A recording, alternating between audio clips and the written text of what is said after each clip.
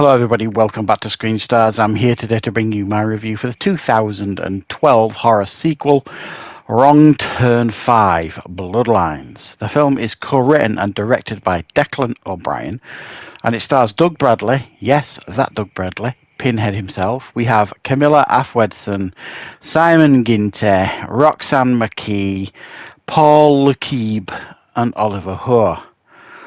Right, okay, this time round, a bunch of college students on a road trip, camping trip, to go to the Mountain Man Festival on Halloween in and around West Virginia.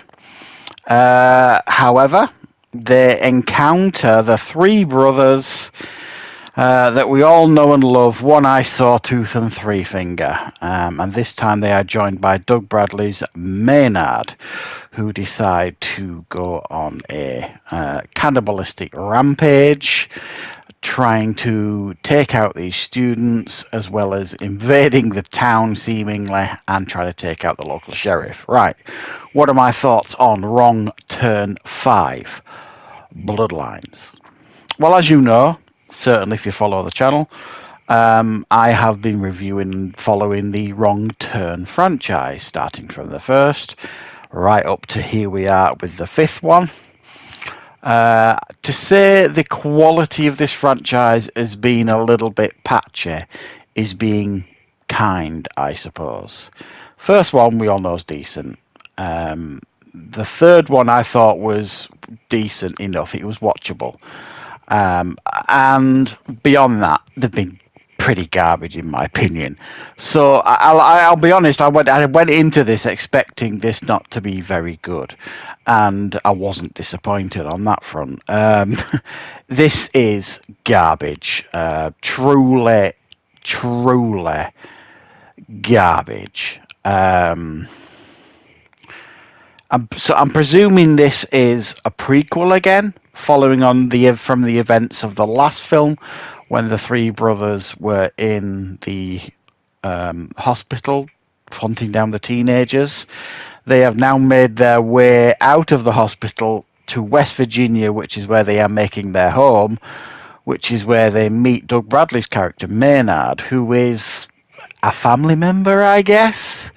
We get some kind of story about the past, where the cannibals butchered the local town and so on. I mean, it doesn't make any sense, so I'm not even going to try and go into it. The whole franchise now has gone to shit in regards to making any sense, in my opinion.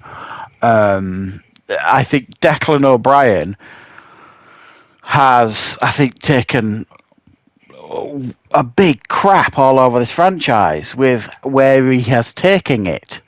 He's, there's with very little respect for anything that has come before, apart from what he's done, which is, as far as I'm concerned, I think that's quite disrespectful to, what is easily the best one in the franchise, the first one. And this just, number one, it's not fun. Number two, it's almost soft porn at times. Number three, it's very mean-spirited.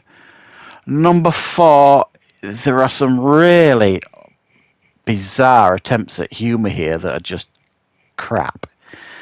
The kills aren't even really worth talking about in this one, certainly in my opinion.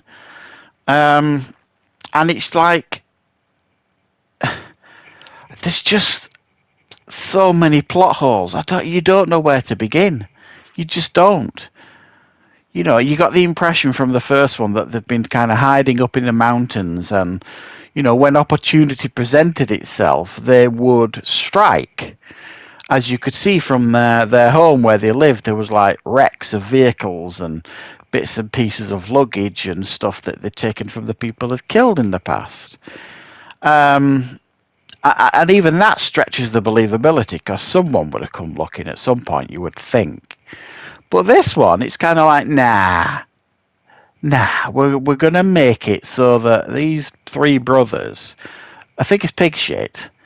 Doug Bradley's character, Maynard, he's kind of the person that's molding them or mentoring them, shall we put it that way?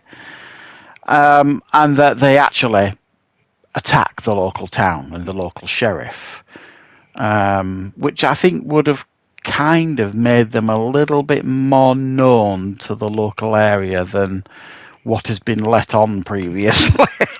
I'm not so sure they would have set a reality TV show in an area where, the local town was invaded by cannibalistic mountain men. So it's so dumb and so stupid that you really can't forgive it. There's zero memorable characters. Like I say, I found it very, very mean-spirited, some of the kills. And Doug Bradley must have wondered at one point what he's done with his life being in this. I mean, he is probably the only bright spot. And I say that with almost like a grin on my face. Bright spot, really. He, kind of lends the film a crumb of credibility.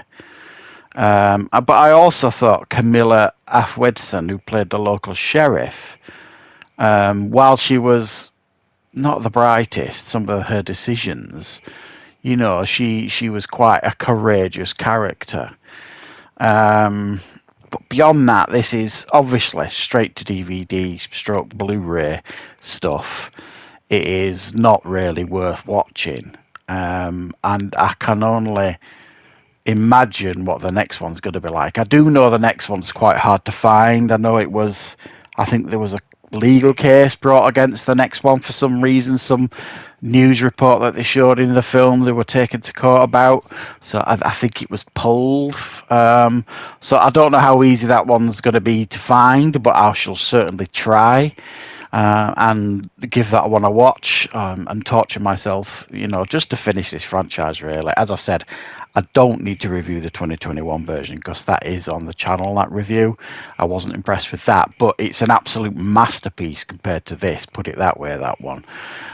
This is really, really bad, in my opinion. So, yeah, let me know your thoughts on this. Is any of you out there actually a secret fan of this one? I would be fascinated to know your reasons why, but for me, a terrible film, this one. So thanks for joining me for this review, guys. I will, of course, be back with plenty more content on the channel very, very soon.